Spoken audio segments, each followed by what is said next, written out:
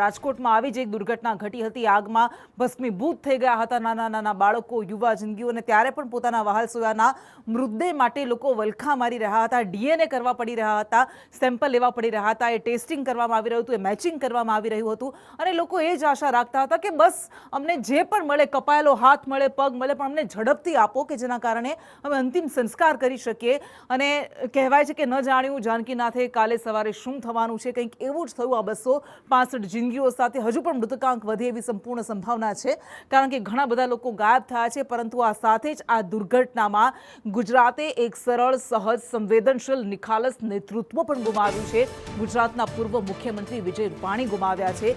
બે વખત ticket cancel કરવામાં આવી હતી, પરંતુ આખરે 12 તારીખ પસંદ કરવામાં આવી અને 12 તારીખ વિજય રૂપાણી માટે કાળમુખી બનીને આવી। તેમનું નિધન થયું। તેમના બહેનના ડીએનએ લેવામાં આવ્યા છે અને એનું મેચિંગ કરવામાં આવશે અને એ શોધ કરવામાં આવશે, વિજય રૂપાણીની ઓળખ કરવામાં આવશે।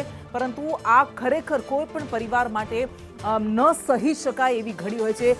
હિરેન રાવલ મારી સાથે જોડાયા છે। હિરેન, અંજલિ બેન રૂપાણી સવારે આવી પહોંચ્યા હતા, પરંતુ વિજય રૂપાણીના બેનના ડીએનએ લઈ લેવામાં આવ્યા છે કે જેના કારણે એ ટેસ્ટિંગ કરી શકાય, મેચિંગ કરી શકાય। આ ખૂબ જ કપરી ક્ષણ હોય છે કોઈ પણ પરિવાર માટે। સ્વાભાવિક રીતે જ્યારે વિધિએ મોત લખેલું હોય છે ત્યારે એને ટાળી શકાતું નથી, અને એ આ વિજય રૂપાણીના કેસમાં પણ ક્યાંક ફલિત થાય છે। 2 વખત એમને ટિકિટ કેન્સલ કરાવી, એમની જે સીટ હતી, જે વ્યક્તિ બચી ગયો ફ્લાઇટની અંદરથી, એટલે કે એ 11 નંબરની સીટ, એ એમના નામે સીટ બુક કરવામાં આવી હતી, પરંતુ પૂર્વ મુખ્યમંત્રી હોવાના કારણે એમને એ સીટ અપગ્રેડ કરાવી અને ઇકોનોમી એટલે કે બિઝનેસ ક્લાસની અંદર એમણે પોતાની સીટ બુક કરાવી હતી। અને આ દુર્ઘટનામાં એ 11 નંબરનો વ્યક્તિ કે જે એકમાત્ર વ્યક્તિ જીવિત બચ્યો છે, એ સીટ ઉપરથી બેસનારી વ્યક્તિ જીવિત બચ્યો, જ્યારે વિજય રૂપાણીનું મૃત્યુ થયું છે। એમના ડીએનએના સંદર્ભમાં ગઈકાલે જ મોડી રાત્રે એમના બહેન એટલે કે ચારુબેનના ડીએનએ સેમ્પલ છે તે અમદાવાદથી લેવામાં આવ્યું હતું।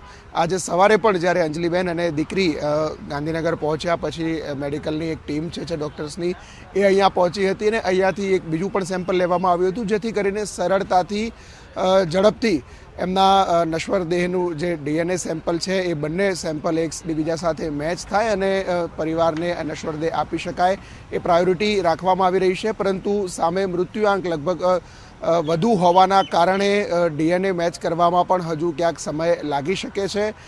રાજકોટથી લઈ અને ગુજરાતભરના નેતાઓ અત્યારે વિજય રૂપાણીનું નિવાસસ્થાન છે ગાંધીનગર સ્થિત, ત્યાં પહોંચી રહ્યા છે, પરિવારજનોને સાંત્વના આપી રહ્યા છે।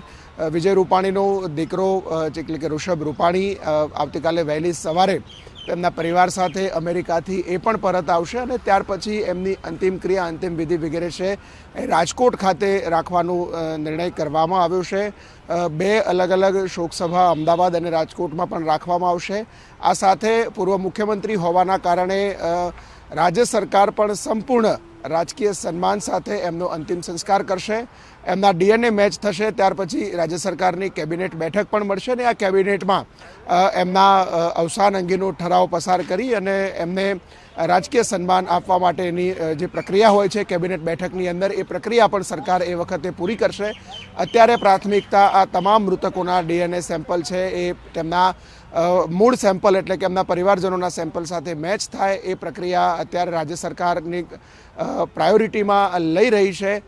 3 મંત્રીઓ, આરોગ્ય મંત્રી બળવંતસિંહ અને જગદીશભાઈ, આ 3 મંત્રીઓ સિવિલ હોસ્પિટલની અંદર સતત ખડે પગે રહી અને આ જે તમામ મૃતકોના પરિવારજનો અને મૃતકોના સેમ્પલ લઈ અને એની પ્રક્રિયા ઝડપથી થાય એ પ્રકારની પ્રક્રિયા અત્યારે કરવામાં આવી રહી છે।